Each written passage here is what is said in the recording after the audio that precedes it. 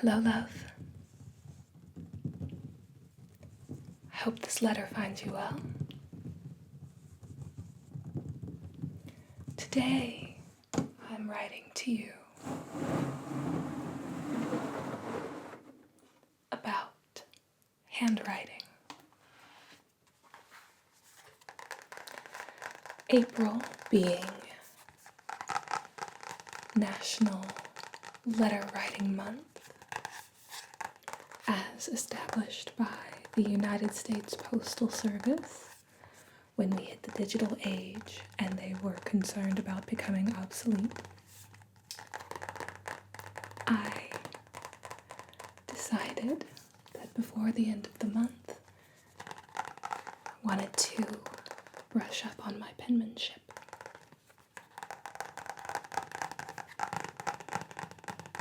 So, I got a couple of workbooks. This one is the Lettering Workbook for Absolute Beginners, like me, by, it just says Rika's Garden. I was expecting an author's name.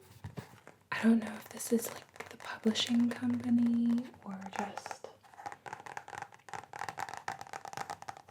I don't know, just a company of, or like, I don't, there's not like a cute little story explaining what it means. At least not one that I've found.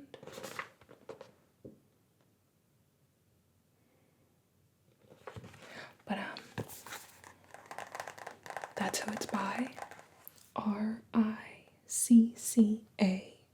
RICCA''S.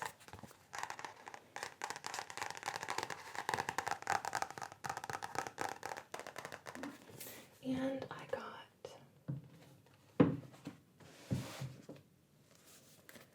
The Lost Art of Handwriting by Brenna Jordan. This one was much more of a book that also has some workbook pages in it, and this one was more, this is a workbook with a little bit of light reading in it. So, the book had a lot of fun facts that I'd like to share with you because I am a nerd. It also had a lot of good tips and tricks, a lot of exercises, and getting you to think about things you can focus on to improve your handwriting that I thought was really useful. So this one has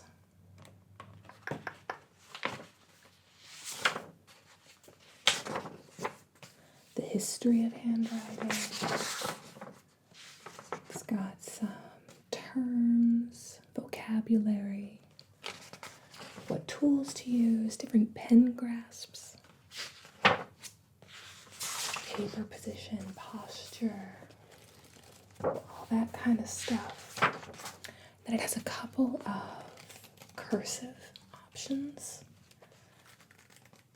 and then some print.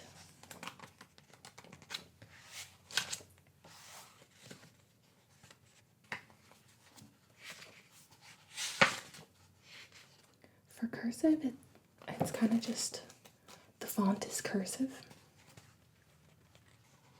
It has lowercase and then uppercase, and then little flourishes you can do. And then with print, it's got Roman capitals. And that seems to be a very specific, like, these are what these letters look like. They are round and large. And then it has, so yeah, very, very specific. And then after that it has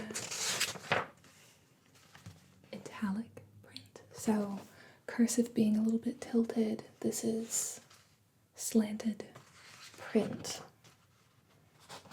I think that was my favorite font in this book. I do think cursive is pretty, but I do tend to write in print, so. And it's got a whole bunch of different options for print. But this one has a few. It has kind of just an introduction. This one discusses the difference between hand lettering and calligraphy. And apparently that is basically just calligraphy is very specific, has very specific rules about upstrokes, downstrokes, exactly how you're supposed to write the lettering. Modern calligraphy is a little bit looser on those rules, but hand lettering is basically just anything and everything that you might use to make your handwriting a little bit more decorative. So it's got a few different fonts: the Monoline, brush lettering, Faux Calligraphy, serif, and sans serif. So I think Monoline might be the easiest for us to use because I don't have any brushes for calligraphy. I could definitely do the Faux Calligraphy because it's kind of just any part that would be thicker, you just kind of fill it in. But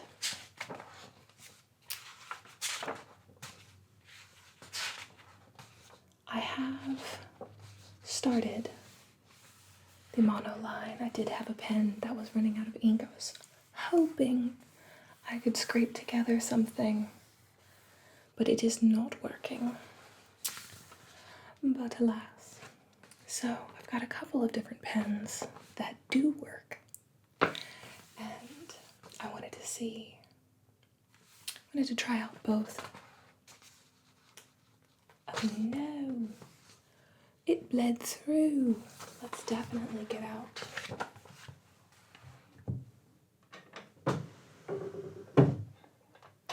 a sheet of paper.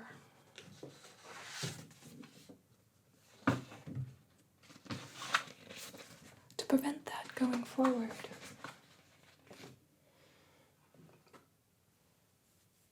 So I have a couple of different pens. This one has this lovely velvet casing.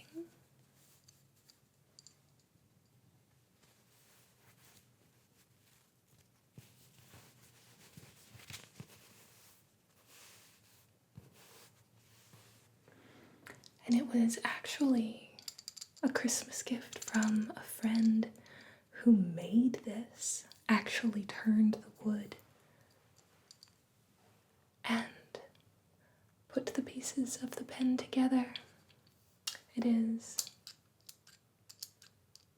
a simple ballpoint pen, but I thought that was a very precious gift.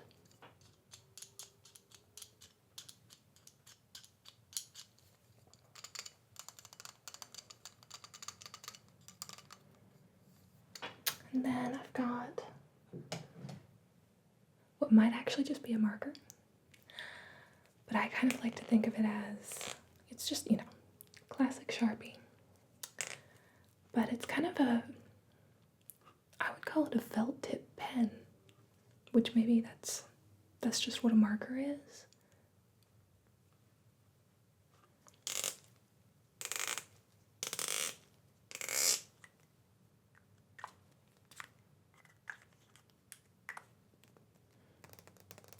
But I like the way it writes, so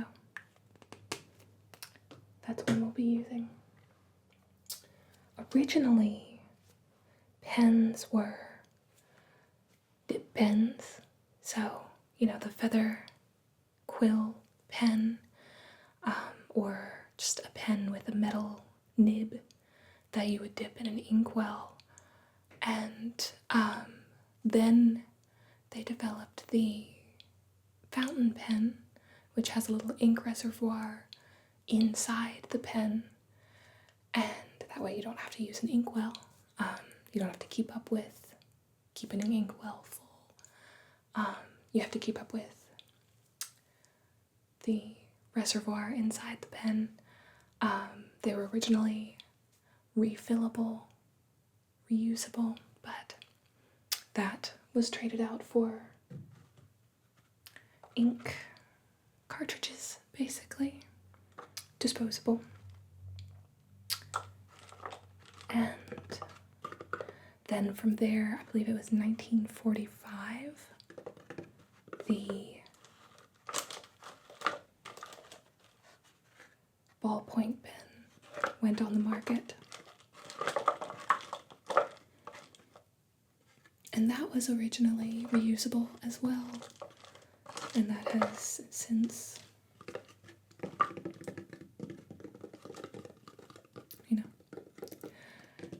been traded out for disposable ballpoint pens. So, ballpoint pen hasn't even been around for 100 years. Still pretty new. So these are ink cartridges I have for the fountain pens that I have.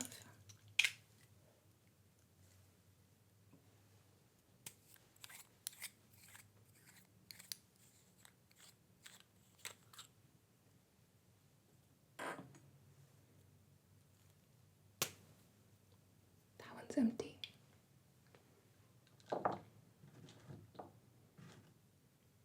Let's see if we can get this one to work.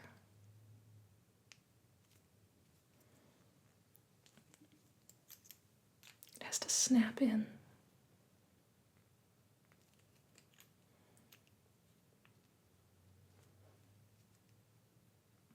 My goodness. There we go.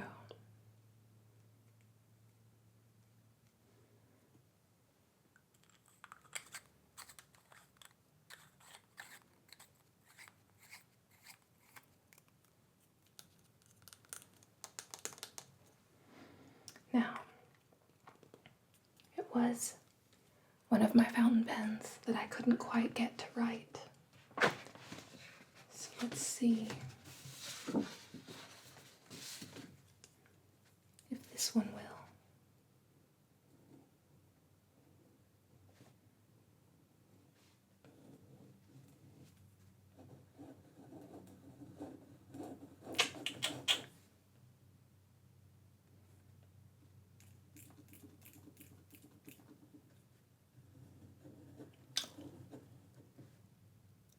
Worked.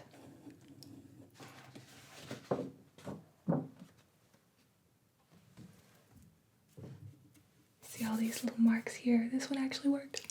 I'm so happy. I was worried I wouldn't be able to use it. So, that's my fountain pen.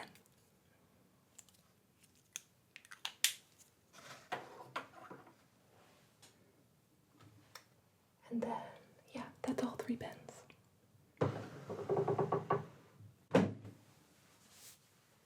So let's try out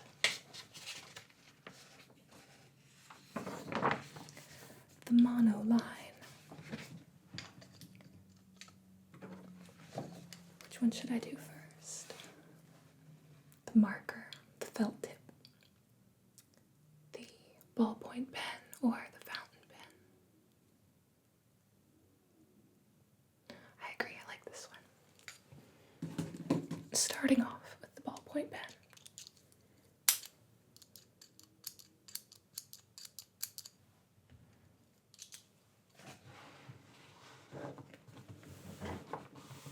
Just going through the alphabet.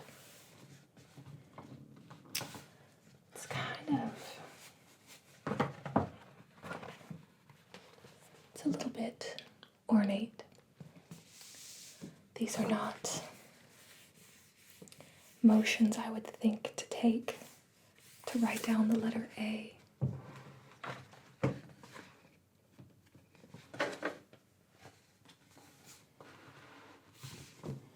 Starting with the little loop.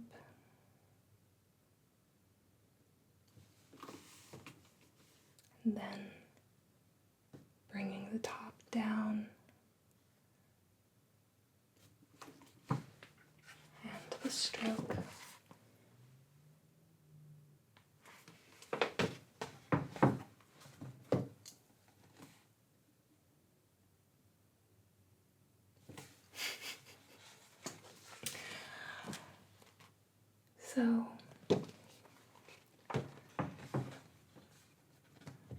reason that I went out of my way to buy oh, that's so bad.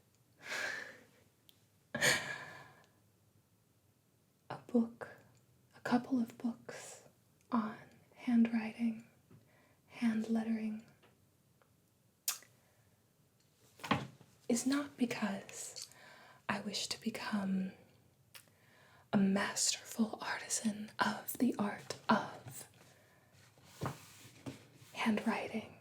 I do not wish to be world renowned for my penmanship skills. There are many tasks, many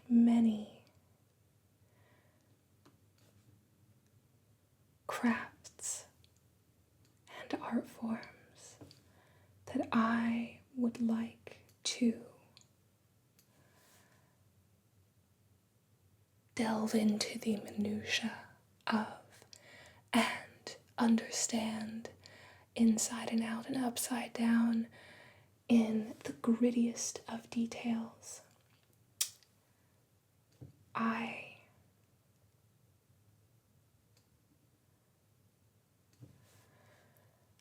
have spent several years of my life just practicing on the flute, scales, exercises, excerpts, long tones, the same measure of music over and over and over again every day until I have it as precise and expressive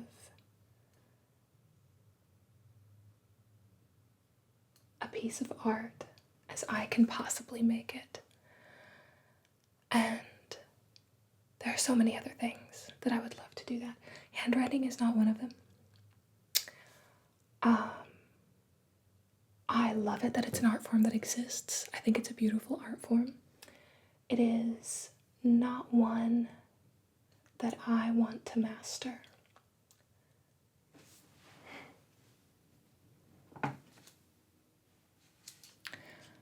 When I am using the form of handwriting as a means to communicate an idea, either in a letter to someone or a note, a list, like a grocery list or a to-do list, or journaling, a journal entry to myself, I find that I have such terrible short-term memory that if I am carefully and thoughtfully putting effort into making my handwriting pretty and precise, I will forget my thought before I finish the sentence. So I think even though handwriting is a great way to slow down and be present with your thoughts,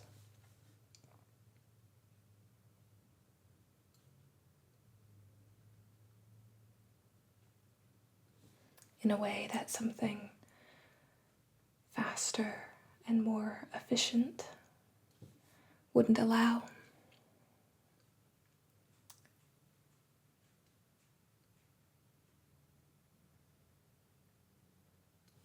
I will likely write to myself very quickly. And then, if I want it to be pretty, look at what I wrote and write it again. So,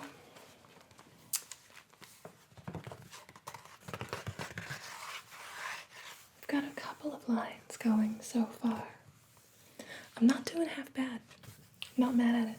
I think that the way in which I am good at art is by copying. I cannot think of, at least I'm not good at yet, I'm not good at thinking of just imagining something and then creating that on a page. I'm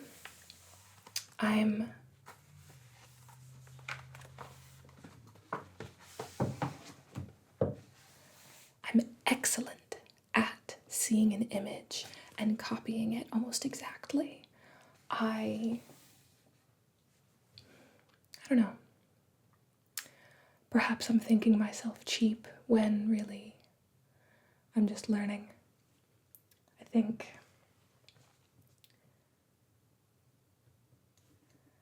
part of learning how to play the flute well is by listening to professional flutists and not just copying them exactly, but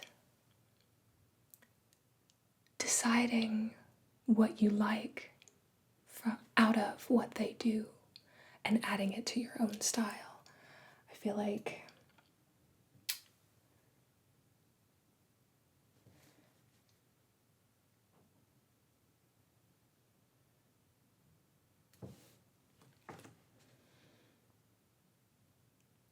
copying is perhaps a step towards developing your own unique style. So,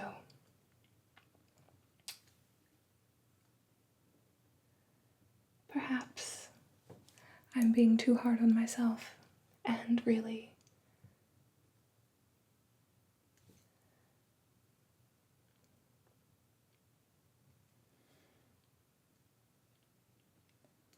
it's not that.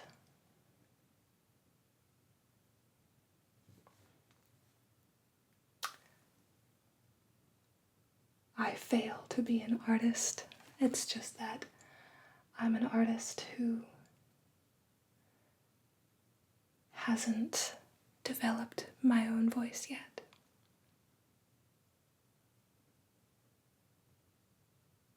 So, copying exactly this font might be my baby step towards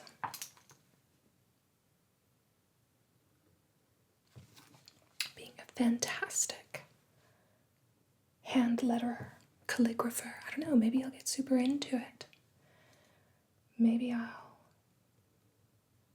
love the way that I can be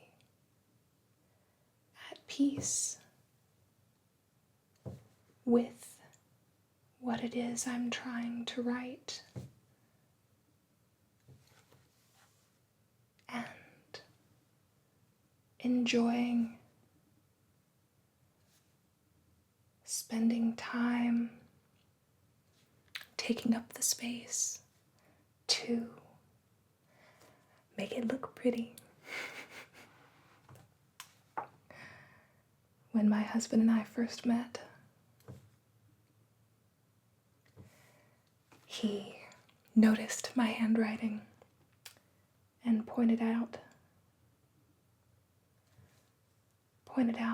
that it was not at all the handwriting he was expecting, because he could tell that I am a very precise person who takes their time to get everything in its place, and not only that, but add a little decorative flair to it.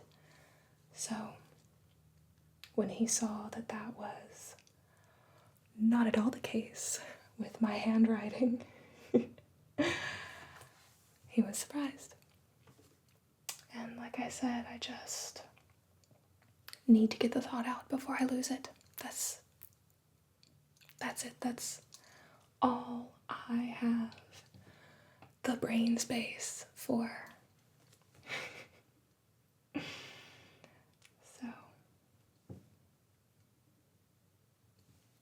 I don't know. I am honestly finding that I'm really enjoying this.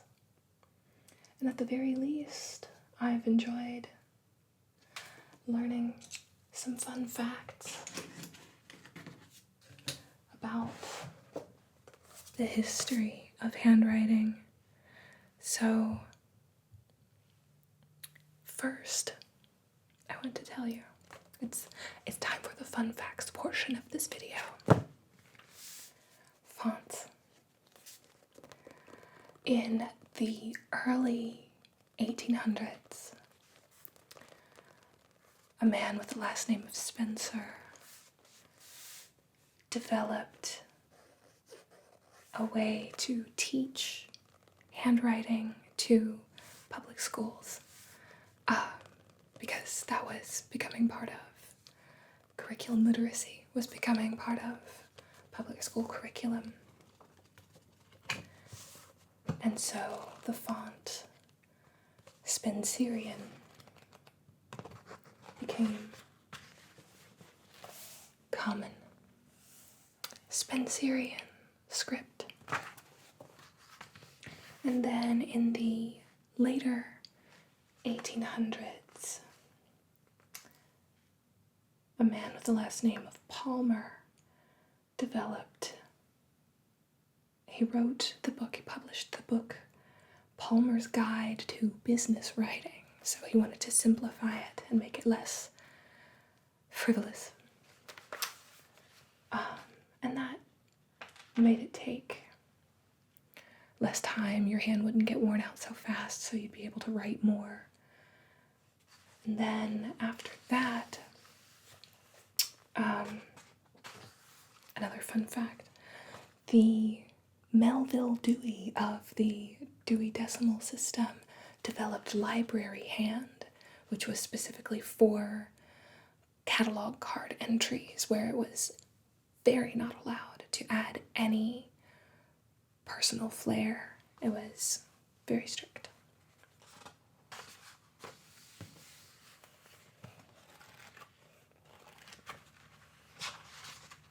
Let's see what else we have. Another fun fact, pangrams are sentences that use all 26 letters of the alphabet at least once. So those are great for practicing literally every letter of the alphabet with whatever font you're trying to practice. So,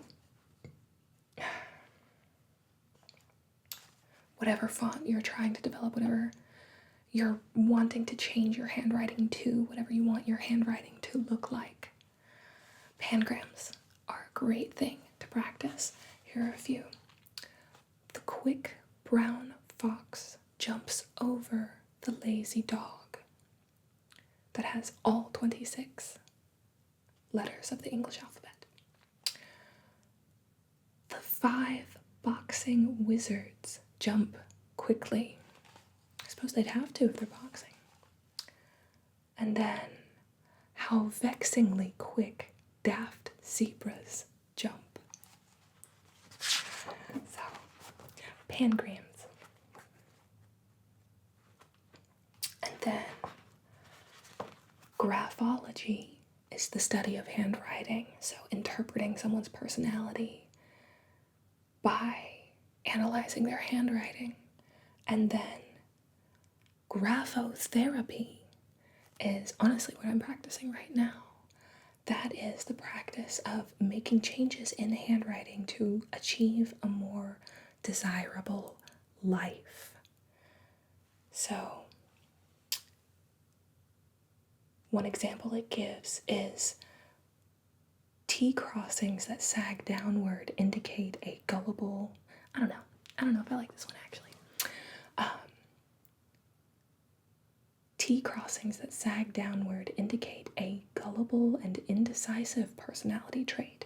By intentionally leveling the crossbars, proponents of graphotherapeutics believe that subconscious attitudes and behaviors will shift to become more discerning and self-assured.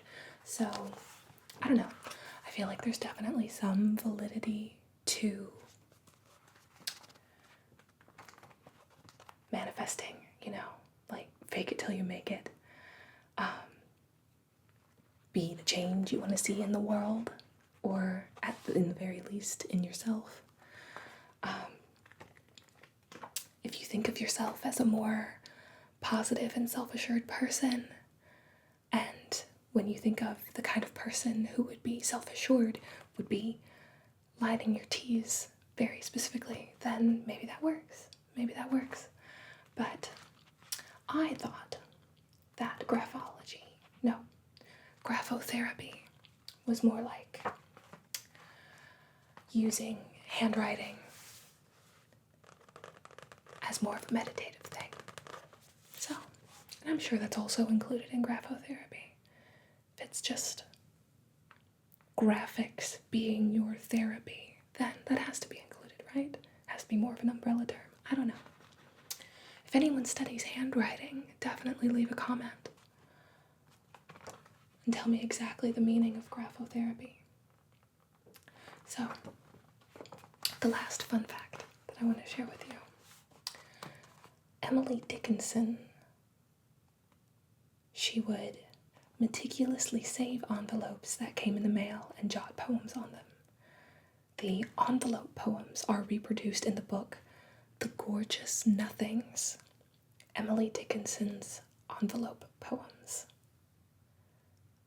On one triangular back flap of an envelope, she wrote these lines: "In this short life that only lasts an hour, merely how much, how little is within our power." Emily Dickinson, definitely one of my favorite poets ever in existence. And a lot of her poems were letters. So, let's move on to the next pen. We did the ballpoint pen. I think I want to save the fountain pen for last. Okay.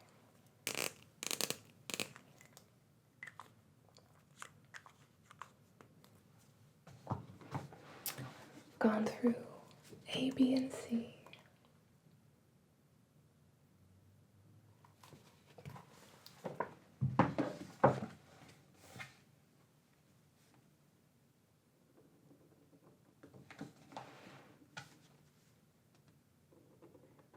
That's a big old loop-de-loop.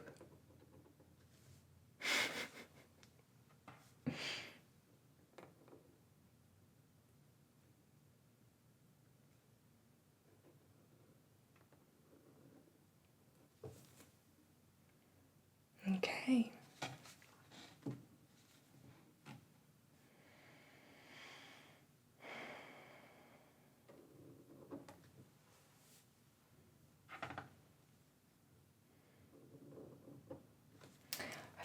I keep getting nervous. They have one line that's got all that you could just trace, and then one line where you have to do it yourself, just freehand.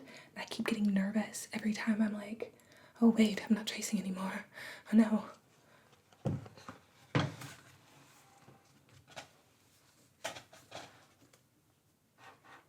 I have to do it independently. What do you mean?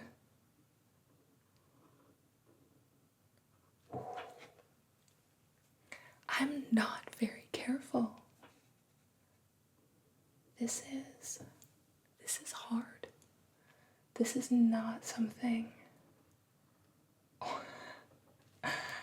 comes easily to me when I am drawing. You know, copying one image to another page. I am doing a whole lot of erasing and redrawing, erasing and redrawing. This is, you just keep going with one mark.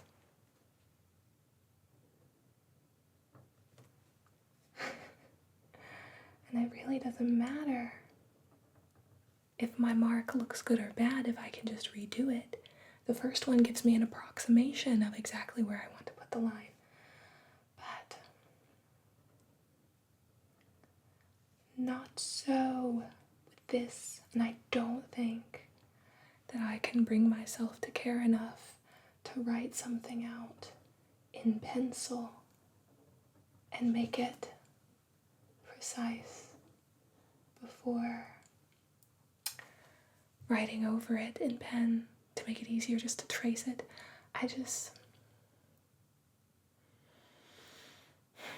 There are things that I would spend a lot of time on, things that I think most people would consider an unreasonably large amount of time on. This is not one of them. This is not one of them. I don't know. Perhaps this is why I need ASMR. I do need to just go ahead, relax,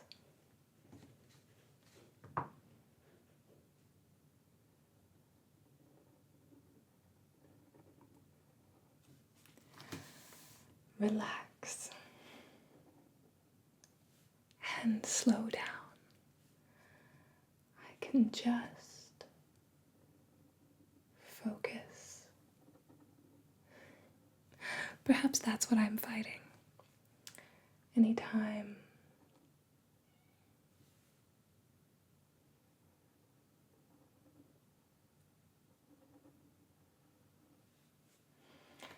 I tell myself I don't have to care, I can just erase and redraw,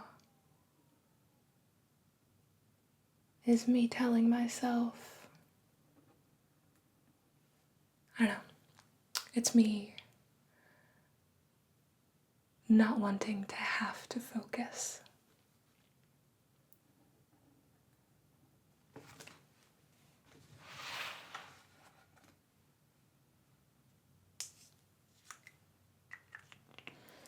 So, perhaps this is a form of meditation that I feel an aversion to and should just embrace. Okay, the letter F.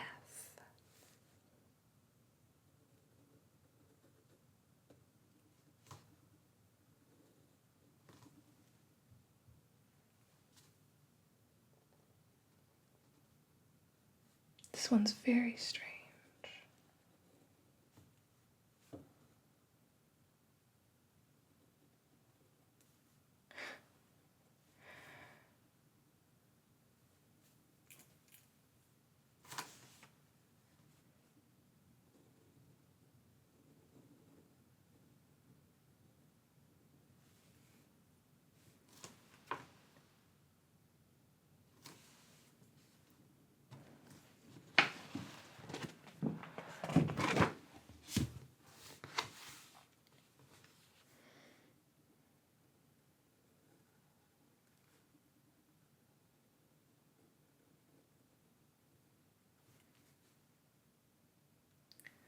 The whole purpose of this exercise is to be very precise so that this is the only thing that you're focused on.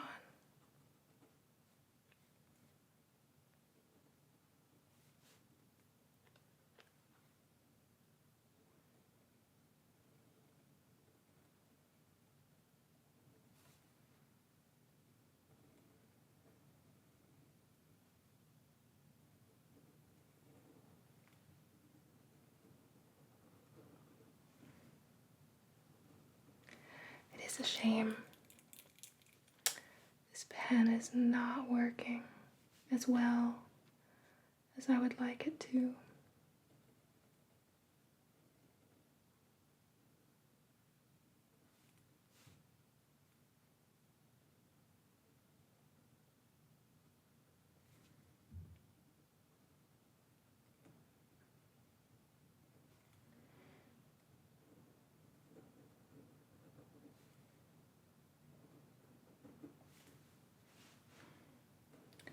But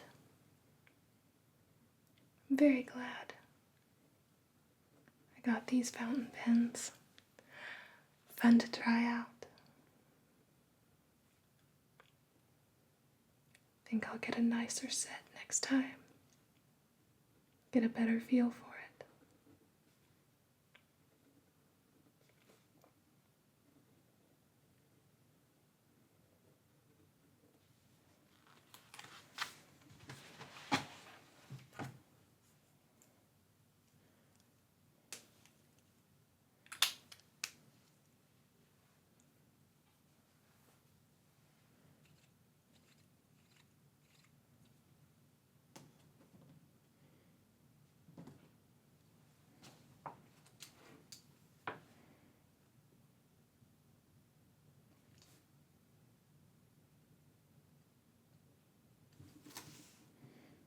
They all feel very different now that I'm actually focused on this and paying attention to it. I'm noticing how extremely different each pen feels. Ooh, went the wrong way with that.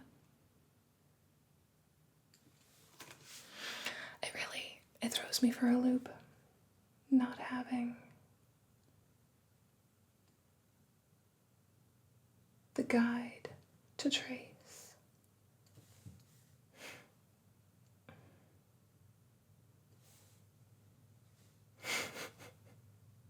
My handwriting is so bad.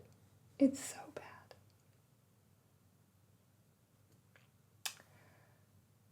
So,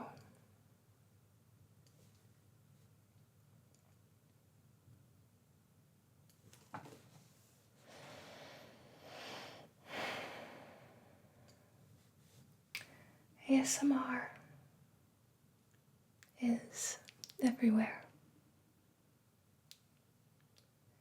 You'll find it in the little things. And I feel like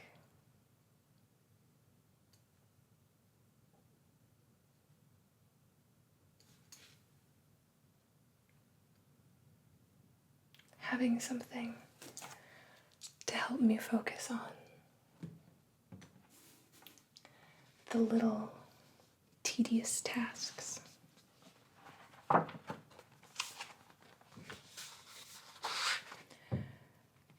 Makes the tedious tasks more enjoyable.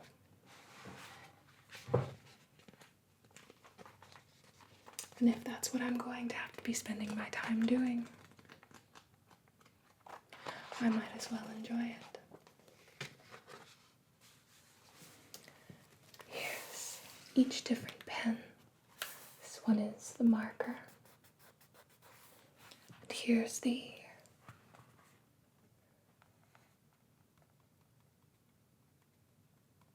I've completely blanked. Fountain pen. There's the fountain pen. And then here's the ballpoint pen. So that's Monoline.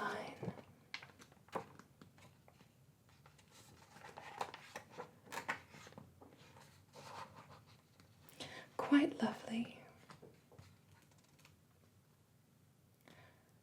I think I want to try one of the Faux Calligraphy.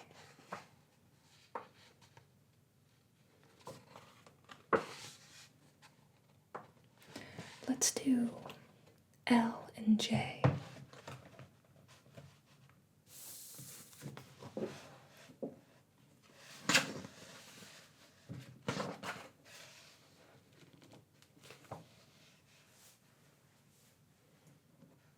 I think this one, the marker, was probably my favorite.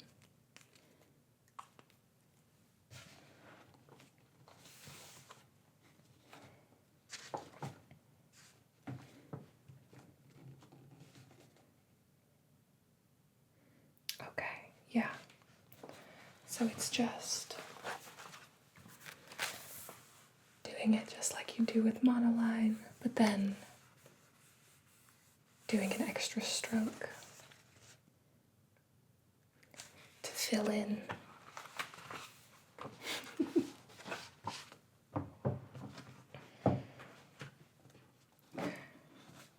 the parts that would be thicker.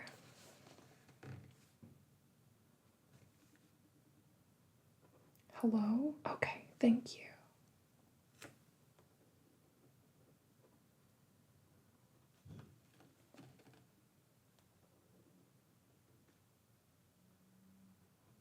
It's so extra.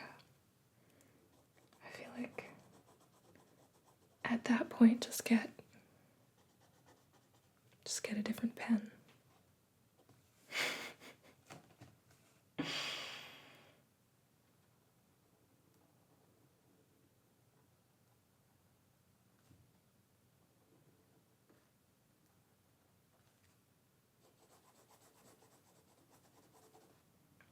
I don't know. I do like coloring.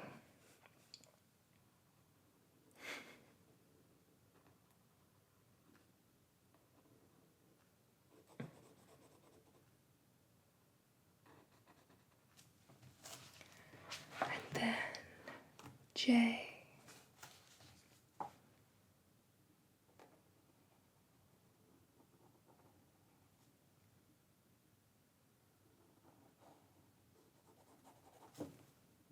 Well, did that one wrong.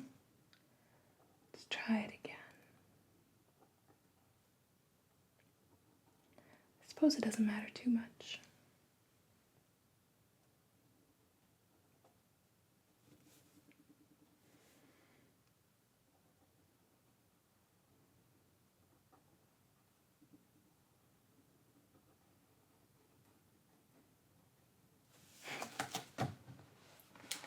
And there's Faux Calligraphy.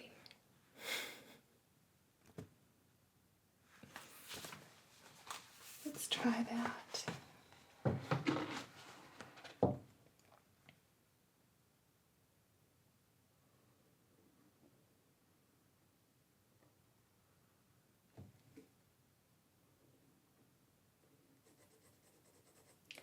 Together down here.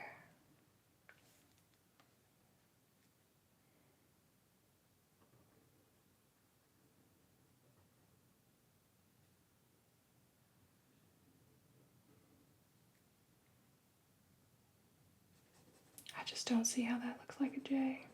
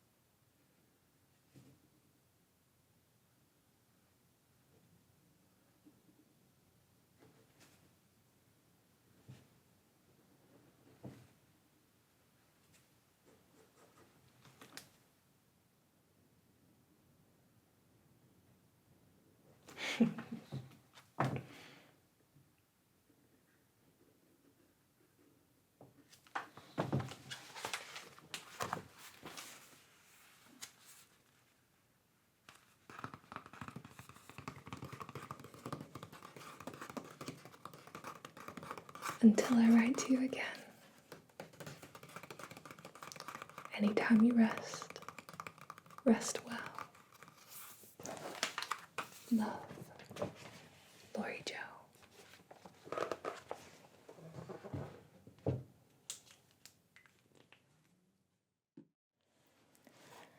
Yes, a very special thank you to my pen pal patrons, Feisty Achievement, Spinebuster T, Casey, and Jonathan. Your support means more to me than I can express.